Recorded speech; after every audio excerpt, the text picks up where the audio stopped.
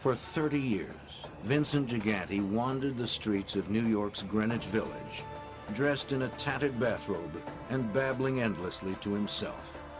To the FBI, he was believed to be the boss of New York's most powerful mafia organization, the Genovese crime family. Was Gigante crazy, or was his behavior a shrewd attempt to disguise his position as a ruthless mafia boss? That question would take years to answer.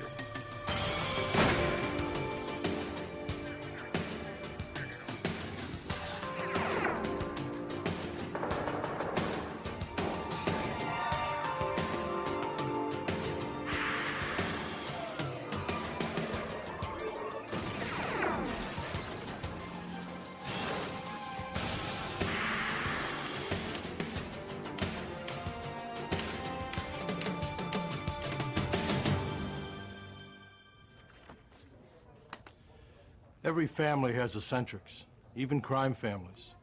Crime boss Vincent Gigante, head of New York's Genovese family, was undoubtedly eccentric. The question remained, was he truly mad? Justice rested on the answer. Outwardly, he roamed the streets as a doggedly old man, barely in touch with reality. But in the eyes of the law, he was a cunning conspirator and responsible for murder. I'm Jim Kallstrom, former director of the FBI's New York office. Organized crime takes a concerted effort to crack. The FBI is devoted to cracking it. The case against Gigante hinged on his ability to stand trial. Was his strange behavior an act of madness or a stroke of genius? Anyone who witnessed Gigante's ravings would have found it hard to believe that he controlled the largest and most profitable family in the New York Mafia, an organization with a long and bloody history. The origins of the Mafia can be traced back to 13th century feudal Sicilian society. Bands of Sicilian families organized themselves to rebel against the oppressive and ruthless French invaders. Mafia, the acronym for the Italian Morte alla Francia Italia Anela, which translates to death to the French is Italy's cry, became the name that these organized families used to refer to themselves, its meaning synonymous with men of honor. By the 19th century, the Mafia re-emerged in Sicily as a purely criminal culture, mostly hiring themselves out to wealthy landowners to oppress upstart peasants. More and more, the goal of the Mafia became focused on how to generate illegal profits. The tradition continued as waves of Italians emigrated to New York in the 1920s.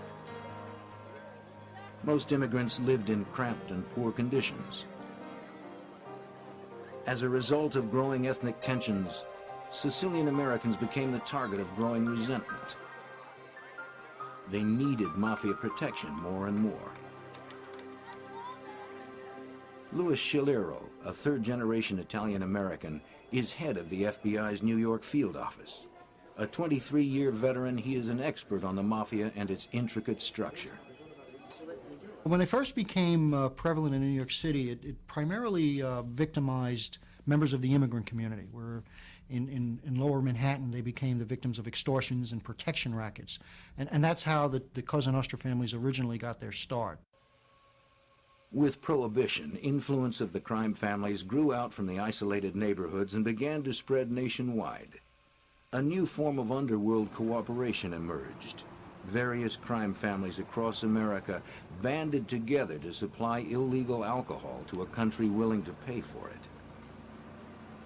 I think that probably more than anything gave the Italian gangs, the Italian Cosa Nostra families, a foothold in American society, not only from an organizational standpoint, but certainly from a financial base. Since Prohibition, certainly they then expanded into other areas. Operating outside the law meant the Mafia had to police itself.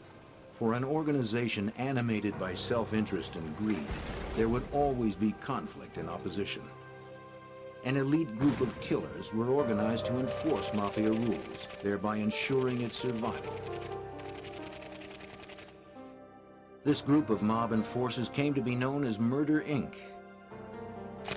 By the early 1940s, Murder, Inc. would be responsible for hundreds of mob-related murders nationwide. The powerful New York bosses during the Mafia's early years, Lucky Luciano and Frank Costello, set up a ruling body for the Mafia, responsible for delegating territories and duties among the various gangs nationwide. Home for America's 5 largest families, New York remained the center of the Mafia's expanding foothold in America. It remains so to this day. The 5 New York families consist currently of the Gambino family, the Bonanno, the Lucchese, the Colombo, and the Genovese family. Each of those families are also members of the Commission and also have their base in New York City. The Commission, composed of the bosses of the 5 New York families, acts as a criminal board of directors, settling disputes between families and making major decisions on Mafia business. Each family is governed by its administration, comprised of the boss, the underboss, and the consigliere, or counselor, who are responsible for directing their family's criminal activity. Below the administration in the family hierarchy are the captains. The captains are the leaders of crews of soldiers, the men responsible for carrying out the day-to-day criminal activity. To become a soldier, properly known as a wise guy or good fella, an individual has to first be made or officially inducted into the secret society.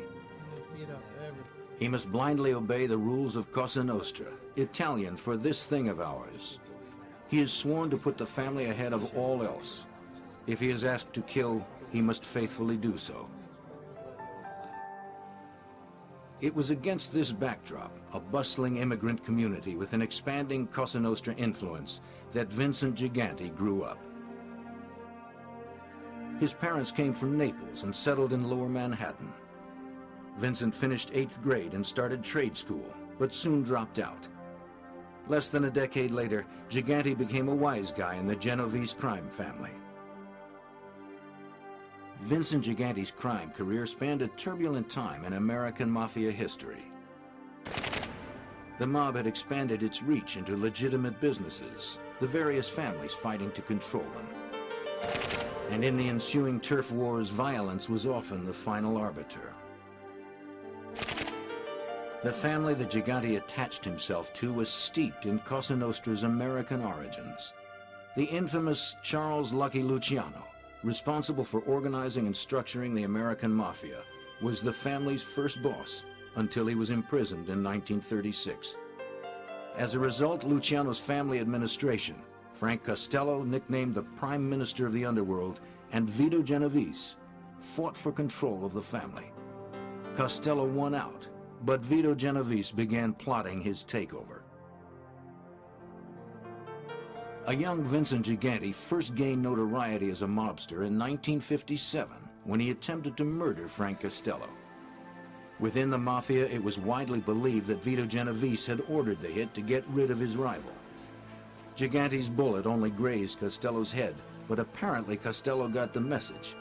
Soon after the shooting, he put out word that he was retiring. Vito Genovese was now the boss of the family that would take his name.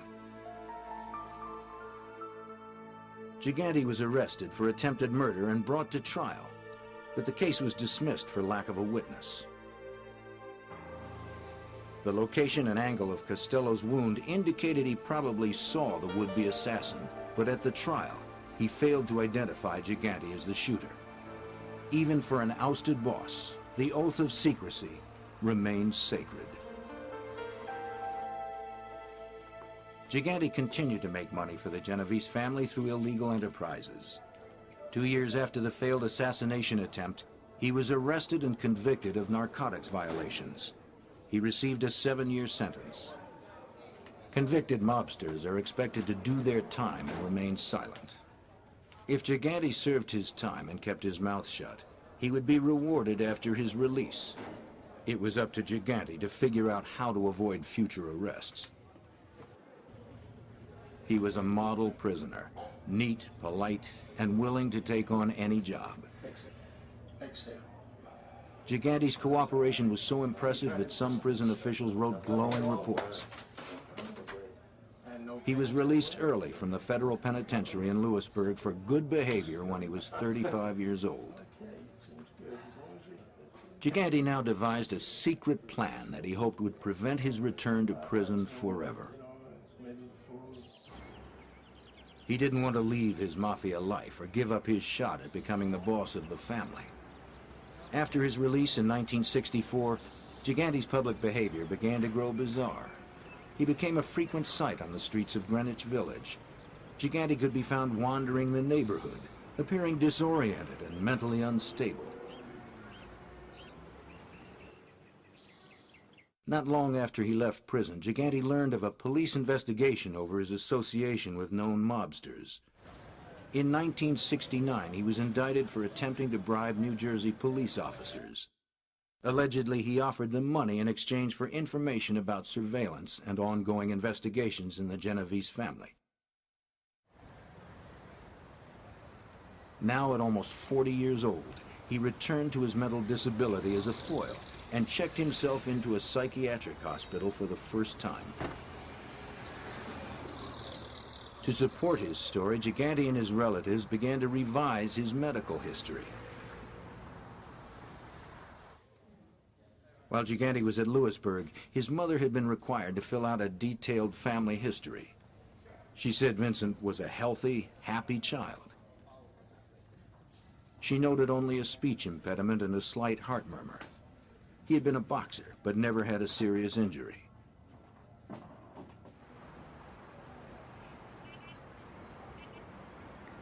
By the time of the 1969 indictment, however, Gigante's lawyers claimed he was not competent to stand trial.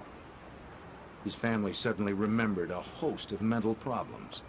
He had been given to severe temper tantrums. He had a phobia for the dark. He had been truant from school. He was at one time obese and had learning problems. The incompetency argument worked. Gigante never stood trial for the 1969 bribery charges. That same year, Gigante's boss, Vito Genovese, died of heart failure while serving a prison sentence for narcotics trafficking. In the decade that followed, the Genovese family was so secretive that for law enforcement, it was difficult to tell exactly who the boss was. Even had the FBI been able to identify the Genovese family leadership, making a case against them was another story. Witnesses were hard to come by. Mobsters who violated the sacred oath faced certain death. The best the FBI could do was to go after individual crimes. There were no laws that focused on bringing down the entire criminal family. As Gigante was moving up in the family, the federal government was about to make the FBI's job a little easier. In 1970, Congress passed the Racketeer Influences and Corrupt Organization Act, better known as the RICO laws. What the racketeering law allowed us to do was to look at the family as a criminal enterprise and to attack the family as a criminal act. That became much more effective if you look back from the mid-70s to the 80s in terms of actually indicting the entire family and the entire hierarchy of that family. The RICO laws require that the government prove that mafia families are essentially criminal enterprises. They must show that the crimes committed by the boss and members of his family are committed to either expand the criminal enterprise or to increase a family member's position within that enterprise. To successfully bring down a family, the government has to prove that any one of several criminal acts, ranging from racketeering and extortion to murder, has been committed. By 1979, now armed with federal legislation aimed directly at organized crime, the FBI had devoted teams to exclusively focus investigations on the 5 major families. The FBI's Genovese squad finally learned that Vincent Gigante was on a fast track with the family. Special Agent Richard Rudolph had been assigned to investigate the Genovese crime family. Through informants and other law enforcement agencies who were exchanging information, we became aware that Mr. Gigante was an individual with much respect in the Genovese crime family and operated out of an area in Lower Manhattan. Because he was an up-and-coming person with a lot of respect within the family, we began to do some surveillances of Mr. Gigante. With the FBI continuing to build its arsenal against organized crime, Gigante's cat and mouse game intensified. He stepped up his public show of mental disorder. In the late 70s and into the 80s, he was admitted 5 more times for psychiatric treatment. The FBI continued to keep tabs on Gigante. Agents learned that he frequented the Triangle Social Club, a gathering place for Genovese crime figures. He could be found there almost on a daily basis. He lived in the neighborhood. He was an individual that could be found there in the late afternoons and into the early hours of the morning, and people would come to see him as opposed to him going to see other people. Though Gigante's association in the Genovese family seemed certain to investigators, Gigante's family and doctors continuously told investigators that he led a very narrow existence. They said his whole world was confined to the block where he lived and the church he attended with his mother. He was barely functional at home and could not care for himself, they said. But with every passing day, the FBI and New York police were seeing a very different Vincent Gigante. In the early 1980s, the Mafia in the Northeast went through a particularly tumultuous time with several killings. Internal disputes within the family resulted in a string of assassinations. The FBI suspected Gigante was responsible for these gangland executions, especially those intended as punishment for breaking Cosa Nostra rules. Gigante was known to be a traditionalist. He wanted the rules obeyed, and when they were broken, retribution was sure to follow.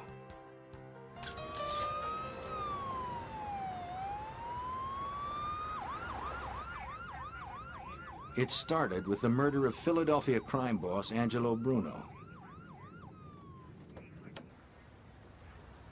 Although Bruno's family was well outside New York, all families answered to the members of the commission.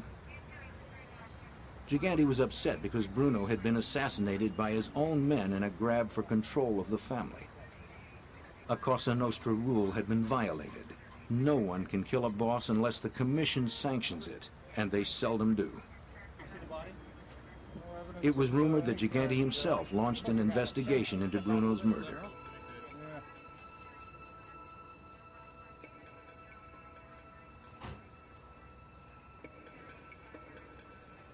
Retribution was swift. Less than a month later, Tony Bananas Caponegro, identified as one of Bruno's assassins, was found dead. He had been shot 15 times and stabbed in the back. His body was stuffed in a trunk, and $20 bills were littered around his body, a clear message that he was killed for his greed.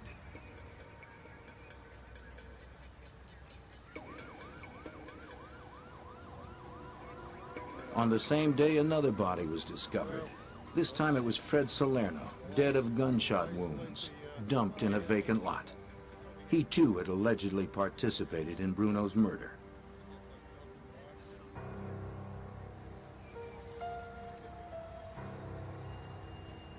Phil Testa had taken Angelo Bruno's place as boss. His reign was short.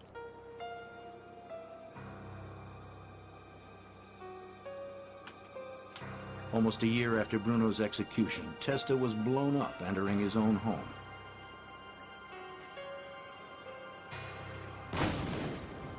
Another boss killed without the blessing of the commission. Another avenging act would follow.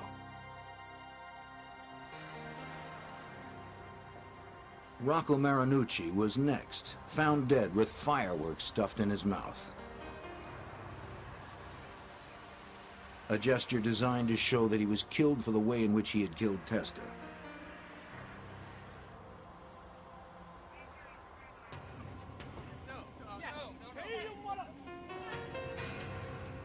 If the Cosa Nostra was to flourish, all of its members had to comply with its rules. There were no exceptions. Gigante was believed to have ordered the murder of one of his own crime family members. Genovese soldier Jerry Papa had murdered 2 Colombo family members without permission. As punishment for his unsanctioned act, he was brutally shot and killed by members of his own criminal family. Had Gigante become the enforcer for the Northeast Cosa Nostra? Informers within the mob told federal agents that all of these killings had been ordered by Gigante. But information given by admitted criminals is always a problem for potential juries. Criminals will say anything if their cooperation can be traded for a reduced prison sentence. The FBI needed more than the words of criminals looking for a deal. Gigante knew this, and he protected himself accordingly. It seemed that Gigante was now the boss. The FBI began a more focused surveillance effort on Gigante. They learned that the Genovese family had also infiltrated several of New York's major industries: the garment trade, trucking, garbage collection, airport cargo handling, and the city's seafood industry. Vincent Gigante was known on the streets as the Chin, an abbreviation of Cinzino, Little Vincent. Fearing FBI surveillance and wiretaps, family members were not allowed to speak his name. They were to refer to him with hand signals, touching their chins to communicate his nickname. Bringing down the Chin was going to take every bit of know-how that the FBI could muster. They were going to have to create their own luck. As a surveillance team member watched one day, a telling crack in the Chin's ruse appeared. The seemingly frail man was being helped across a busy street. When oncoming traffic threatened, he became suddenly animated, racing to safety. His helplessness somehow overtook him again on the other side.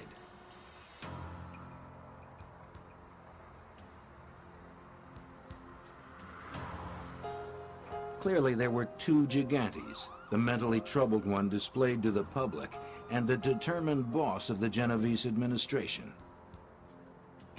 The FBI would soon learn of a third.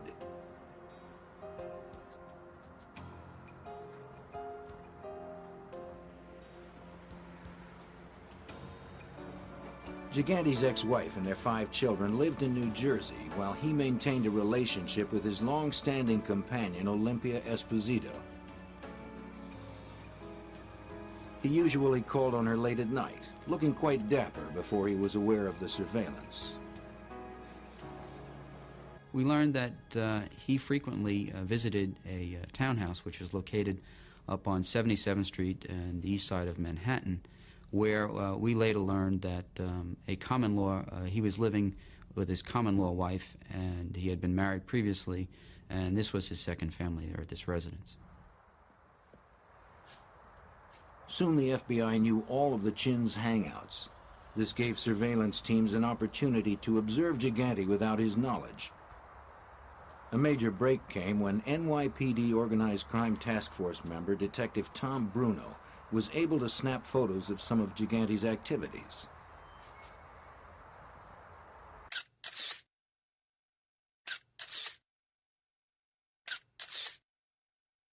In 1984, I was assigned to a joint organized crime task force. That task force consisted of FBI agents and New York City police officers, detectives. And we were assigned to investigate the Genovese crime family. Then the next step was to go to Sullivan Street, where Chin Gigante lived. His apartment was above a pet store, alleged pet store. And he also had a social club on the block. And when you'd go by the social club, you'd see numerous people that were in the photos. And you'd see them standing in front of, going inside, and then sometimes crossing the street, going to the pet store, which was where the Chin, we believe, met people. Pet store really never had any kind of business that we could see. It had a little cat box in the window, and basically that was it. More and more, Gigante was seen acting normally when he was unaware he was being watched. I see Chin Gigante and I see Andrew Gigante, which is his son, come out of his residence. And I'm just minding my business, walking up the block. Andrew leaves to get in his car, and Chin is standing on the corner, and he wasn't helped out of his building, and he was standing on the corner. Andrew gets in his car, pulls out. As he pulls out, there's a car coming up Sullivan Street. It blows the horn. Chin Gigante yells, "Hey, what are you, in a rush?" As he does this, I come into the lighted area. He looks, sees me, and all of a sudden his head goes down, and he plays the sick point.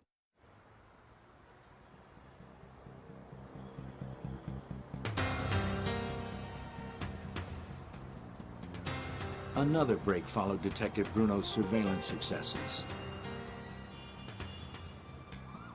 The FBI managed to rent an apartment close to the townhouse of Gigante's companion, Ms. Esposito. An agent would exit through a back door in the rented apartment building and position himself about 50 feet from Ms. Esposito's townhouse. From there, Miss Esposito and Gigante could be seen from time to time. An agent watched the couple for 4 months between midnight and 2 a.m. Assistant U.S. Attorney Andrew Weissman, who later would have to prove Gigante's competency to stand trial, was delighted with the agent's observations.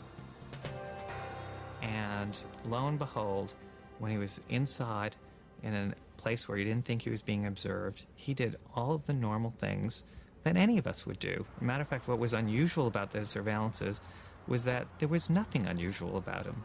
He was normal. He was talking to people. He was counting money. He never wore a shoddy bathrobe. Indeed, the only time he was seen in a bathrobe was, not surprisingly, when he got out of the shower. He would wear a nice, fluffy, Brooks Brothers type bathrobe, which was not at all like the bathrobe that he would wear when he was on the street. So it became pretty obvious to the people conducting the surveillance that he was engaging in a concerted effort to give an appearance to the public that was false, that was not the way he behaved in real life. Investigators continued to watch Gigante's bizarre public behavior. But photos themselves are only a single link in proving criminal activity. Investigators needed hard evidence to corroborate what the photos were suggesting, that Gigante was in fact the boss. One wiretap conversation between Genovese crew members gave investigators more proof of Gigante's position in the family. On the tapes, known Genovese members were complaining about the chin. Assistant U.S. Attorney George Stamboulidis reviewed these tapes to help prepare a case against Gigante. He's constantly nitpicking his men, trying to always, with a million questions, drilling them and questioning them on what they're involved in. He's always looking to get money from them, or money from some of the schemes and how he earned, and how much money he would make from the gambling operations at the Triangle Social Club and things like that. While Gigante micromanaged the internal affairs of his family, the tabloids began calling him the Odd Father.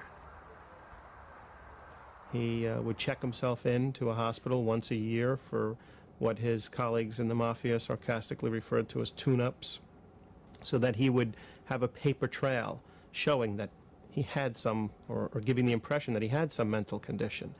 And with the assistance of people around him and people in his family, he was able to cultivate this paper trail, giving the impression to anyone who looked at the cold medical records that here's someone who, year in, year out, was being treated for some form of mental illness. Gigante knew how to protect himself, both publicly and privately. Mr. Gigante was very clever in how he conducted business, and he limited his contacts with members of the family. If there were messages or items to be discussed regarding illegal activities conducted by the Genovese family, there would be messages passed on to people immediately surrounding him. Access to him was very limited. If the other family wanted to meet with him, more than likely they would have to send a message. Gigante avoided the normal sit-downs or more formal meetings held regularly by other family bosses. He would take meetings when businesses demanded his attention. He and his visitors would stroll the sidewalks through the neighborhood, ensuring that surveillance wiretaps would not pick up any incriminating conversations.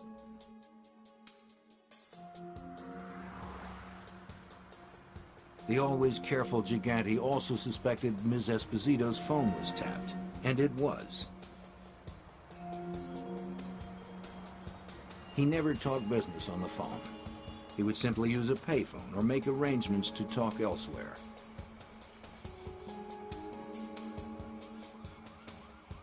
The FBI would not be able to use the Chin's own words to make a case against him.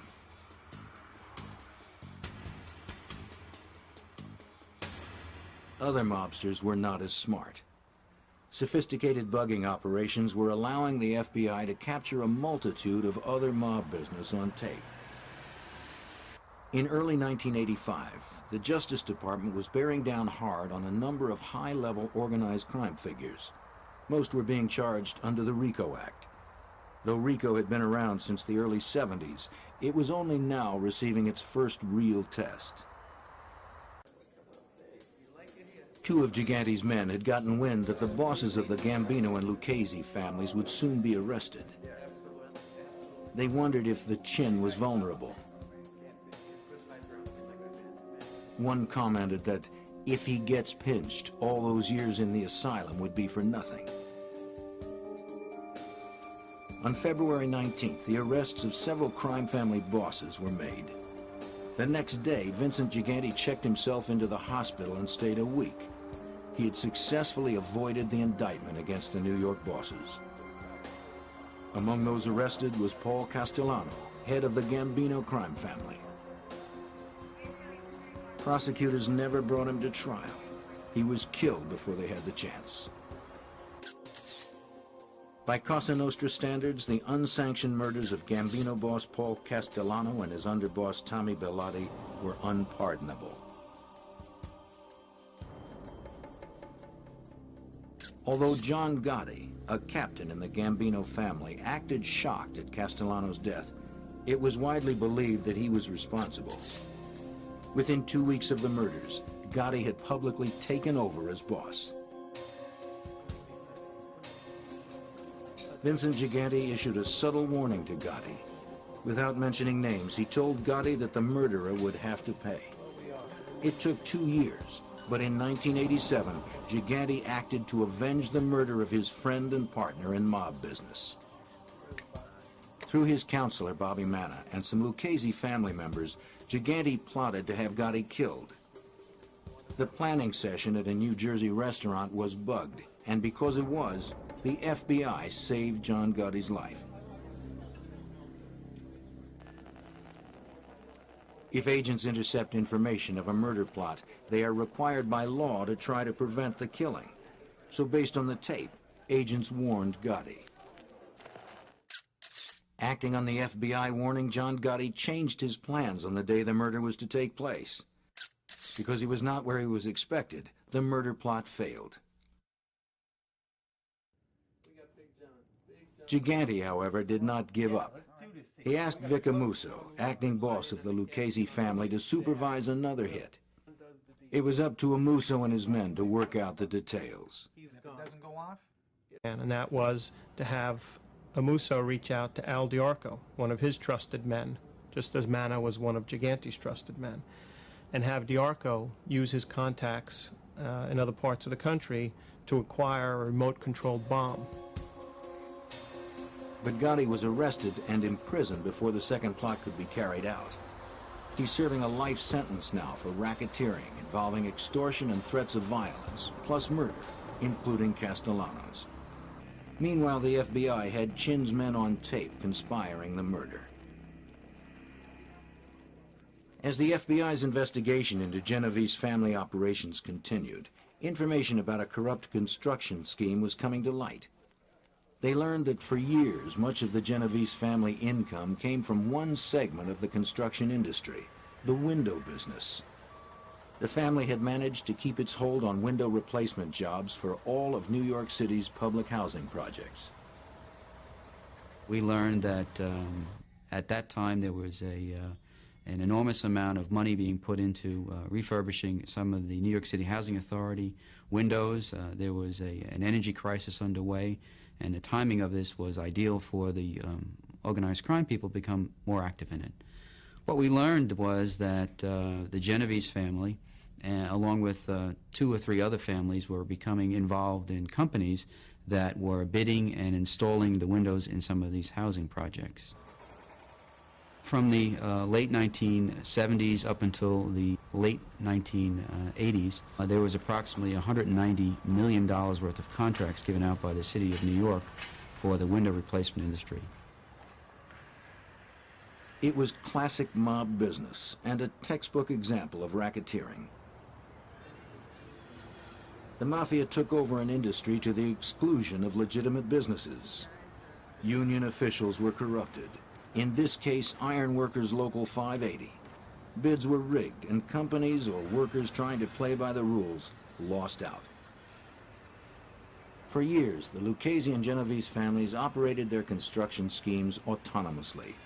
By the early 80s, they realized that a partnership would be much more profitable. By this time, the Lucchese family had a firm hold on Local 580, and the Genovese family had corrupted several contractors. They cooperated because it meant more business. By using the Local 580 as a tool, they were able to exclude several contractors from coming in and bidding on some of these projects, and in essence created a somewhat of a monopoly for themselves. On nearly all City Housing Authority work, and on much of the new construction for the city, the Genovese contractors and installers paid $2 a window. $1 went to the Lucchese family, 25 cents to the collector, and 75 cents to the boss for the family's role in handling the union. The other $1 went to the crooked union officials who looked the other way as jobs went to non-union workers. Refusal to cooperate often carried a penalty of violence. In the late 80s, a carpenters union delegate had both of his legs broken by Genovese men for refusing to cooperate, though he maintained that he was unable to get a good look at his attackers. And in 1992, a delegate from Local 580 was shot and killed coming out of his house on Long Island over a disagreement with his Cosa Nostra contracts.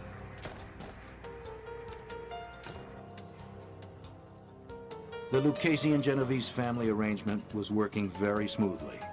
That is, until Peter Savino was persuaded to wear a wire. Savino was a Genovese soldier and point man for the window racket. We built a case on him, a murder case on him, and it was sufficiently compelling that he realized, like many of these people, that he didn't want to die in jail. So what did he do? He decided to cooperate.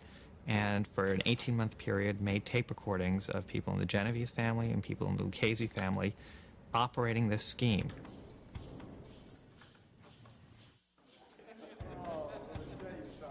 Vincent Gigante didn't realize Peter Savino was turning on him. He was happy with Savino's work and satisfied with the window scheme's progression.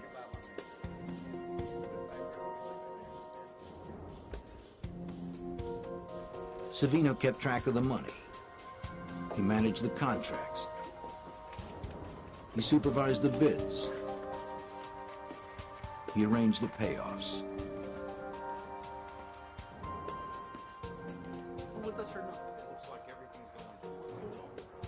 The boss was happy, but some Genovese family members began to suspect Savino.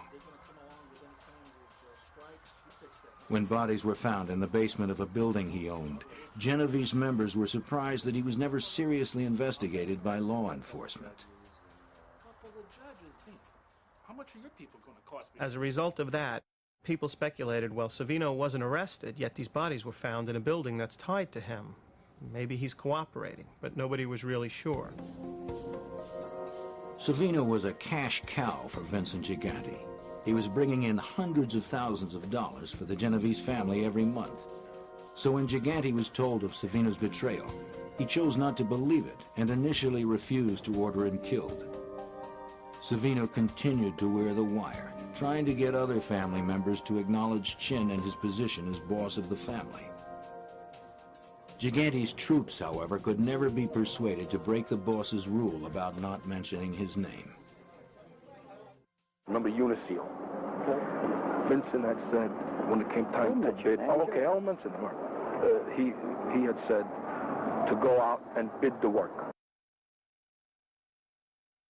It was, don't mention that name. How can you talk like that? That was pretty damning proof. Even though it didn't give you a specific crime, it told you that this was a man to be feared. It was hardly somebody who was incompetent. Shortly thereafter, it came to Gigante's attention that Savino was in fact cooperating. Furious at this betrayal, Gigante ordered the murder of Peter Savino.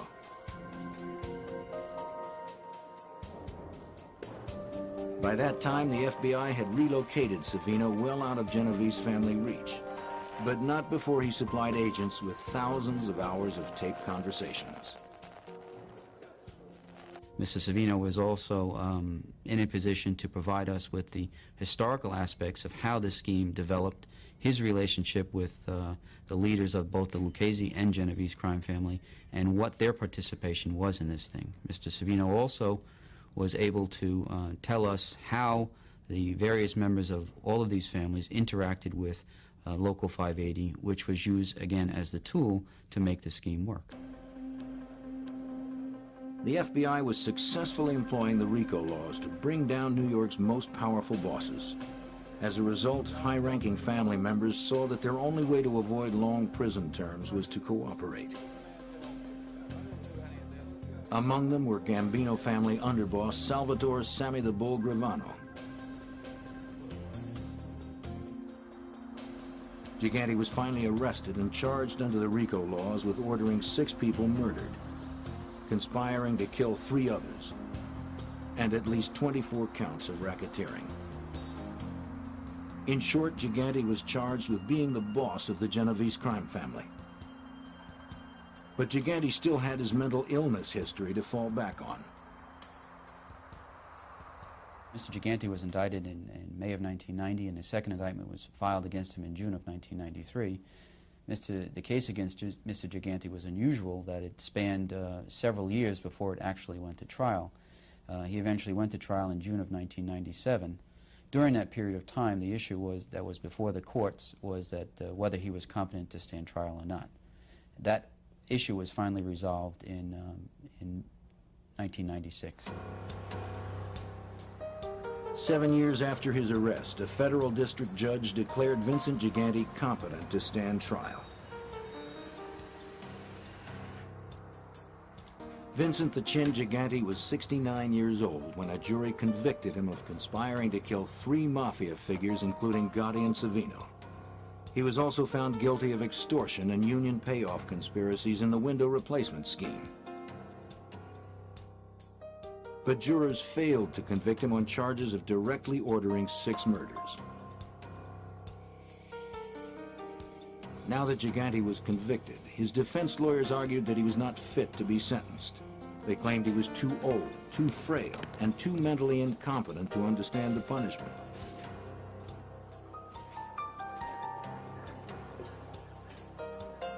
While awaiting sentencing, Gigante was confined to a prison hospital and examined by several doctors. Gigante was given several PET scans, a procedure that uses a radioactive tracer to measure brain chemistry. A 1991 scan, first read as normal, was later found to be too flawed to use in diagnosis. A 1993 scan did show some abnormalities. But at least one expert, Dr. Jonathan Brody, judged these abnormalities as not consistent with dementia. Dr. Brody is an attending psychiatrist at New York's Bellevue Hospital and a professor at New York University's School of Medicine. He also conducts research on schizophrenia. Mr. Gigante, at the time of the scan, was purportedly taking medication that affects the brain. And because it affects the brain, it affects brain chemistry, and brain chemistry is what a PET scan is all about. Gigante was taking an antipsychotic medication, and antidepressants, a low-potency tranquilizer, and sleeping pills. So Dr. Brody was skeptical about the PET scan, but had yet to examine the patient. When the three of us entered the observation room, the examining room where he was then brought, I was struck at first by his appearance, which I said made me think, oh my God, he really is sick. I've missed the boat. He's really very sick. He came in wearing a bathrobe. He was shuffling. He was mumbling. He was making allusions to God. But as the examination progressed, some of Gigante's actions began to raise doubts. But one of the things that really struck me was that I didn't note at the time, but I noted a few seconds later, was when I put out my hand for him to shake it, he didn't shake it. And that's a very automatic behavior. You put your hand out, your worst enemy can put his hand out to you, and you tend to take it. How about this lady? When Gigante was asked the names of his children, he didn't know. When he was asked where he lived, he didn't know. Who do you think this might be? And yet, these are things that people tend not to forget. You know, the brain in a dementia tends to work on the process of accounting. The last in, first out. So recent memory tends to be lost, but that's why people who are very demented can often remember very well events from long ago, even if they can't remember recent events. Well, he was not consistent on that. Indeed, he was asked the question about who the President of the United States was, which is a standard question on a psychiatric mental status evaluation. And he scratched his head and he looked perplexed and he said, I should know that. I should know that answer. It's in there somewhere. And some more questions were asked. He said, I really should know that. And then finally he said, Bush, George Bush. And I sat there and thought, oh, he remembered the question. What was striking was not that the answer was incorrect. What was striking was that the question was remembered despite all of the interfering questions. And there were other red flags. He seemed to understand abstract concepts. Dr. Brody asked Gigante if he was proud of his children. Now, pride is really quite an abstract notion. And his response was, yes, they're all working. Legitimate jobs. Legitimacy? Well, that wasn't even a question. Legitimate implies yet something else, that he was able to abstract from the question some intent as to what the question was involved with, and awareness of a distinction between legitimacy and illegitimacy. And here was a man who didn't know what month it was. He didn't know if he was in a hospital.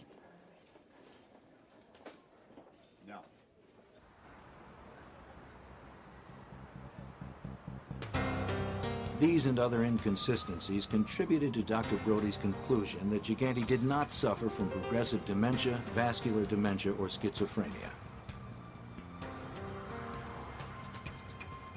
Guards assigned to watch Gigante during his pre-sentencing hospitalization also found his behavior normal. They testified that he was active around his prison hospital cell and polite to the hospital staff. He did not need help to shower, to groom himself, or to feed himself. The lawyers all put in affidavits that they couldn't communicate with Vincent Gigante at all. Well, when he was in jail, he managed to speak with the prison counselors. When you sort of talk to the sort of low-level people in jail who have to take care of inmates on a day-to-day basis, it turns out he knew exactly what had happened. He knew he had been on trial. He knew that Gravano had testified against him and didn't have very nice things to say about him. He knew that his sentencing was upcoming. He knew what the issue was before Judge Weinstein as to that he had to decide that he was competent to be sentenced. It was completely at odds with what his lawyers were telling Judge Weinstein. Some psychiatrists thought Gigante really was incompetent. Others thought he was faking. 5 months and dozens of tests later, the judge ruled. The judge said, "In short, the defendant's cognitive and emotional capacity and his communication skills are equivalent to other 69-year-old defendants with limited education. No hallucinations interfere with his abilities to participate in sentencing. He understands the fundamentals of criminal substantive law and procedure. He is deliberately feigning mental illness to avoid punishment which he fears. Defendant is competent to be sentenced and to serve an appropriate term in prison." Shaliro described efforts of the FBI and prosecutors as historic and courageous. This has been a battle that certainly I've been involved with for the last 20 years, and certainly I think agents that will continue that on over the next 5 or 6 years. If the effort could be sustained and the resources maintained, I think we're on the verge of really reducing the effects and the impact of the Cosa Nostra. To be sure, the government's legal victory in the Gigante case is partial. The jury, after all, failed to convict him of the 6 murder charges. But the goal was complete. Vincent Gigante is in prison now, serving a 12-year sentence for murder, conspiracy, and racketeering, stripped of the terrible power he once wielded.